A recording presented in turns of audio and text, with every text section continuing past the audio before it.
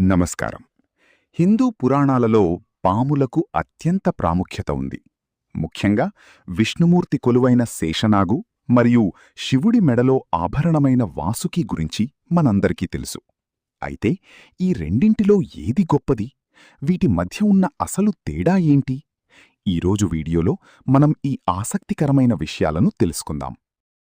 ముందుగా శేషనాగు గురించి మాట్లాడుకుంటే ఇతడిని అనంతశేషుడు అని కూడా అంటారు. స్థానం: శేషనాగు సాక్షాత్తు విష్ణుమూర్తికి శయ్యగా అంటే పడుకోవడానికి పాన్పుగా ఉంటాడు. పురాణాల ప్రకారం ఈ భూమండలాన్ని తన 1000 పడగలపై మోస్తున్నది శేషనాగుడే.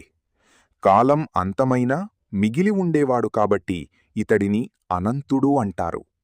త్రేతాయుగంలో లక్ష్మణుడిగా, ద్వాపరయుగంలో బలరాముడిగా విష్ణుమూర్తితో పాటే భూమిపై అవతరించాడు.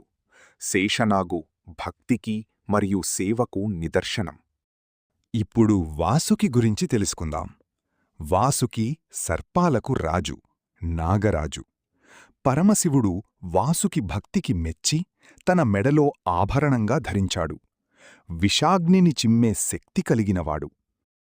పురాణాల్లో అత్యంత కీలకమైన సముద్రమథనంలో దేవతలు, అసురులు వాసుకిని కవ్వపుతాడుగా ఉపయోగించారు.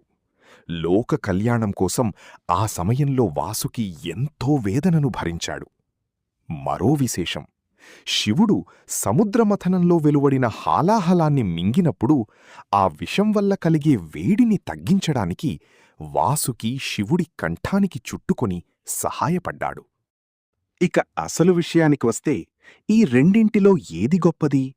నిజానికి పురాణాల ప్రకారం శేషనాగు మరియు వాసుకి ఇద్దరూ కశ్యప ప్రజాపతి మరియు కద్రువ సంతానమే. అంటే వీరు సోదరులు. శేషనాగు సేవకు, సహనానికి మరియు అనంత కాలానికి ప్రతిరూపం.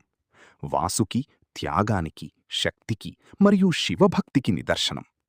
ఆధ్యాత్మికంగా చూస్తే భగవంతుడికి సేవ చేసే ప్రతి శక్తి గొప్పది. ఒకరు భగవంతుడిని మోస్తుంటే మరొకరు భగవంతుడి చేత అలంకరించబడ్డారు. కాబట్టి శేషనాగు, వాసుకి ఇద్దరూ హిందూ ధర్మంలో పూజనీయులే. వీరిద్దరూ విష్ణు, శివుల పట్ల చూపే అచంచలమైన భక్తి మనకు స్ఫూర్తిదాయకం.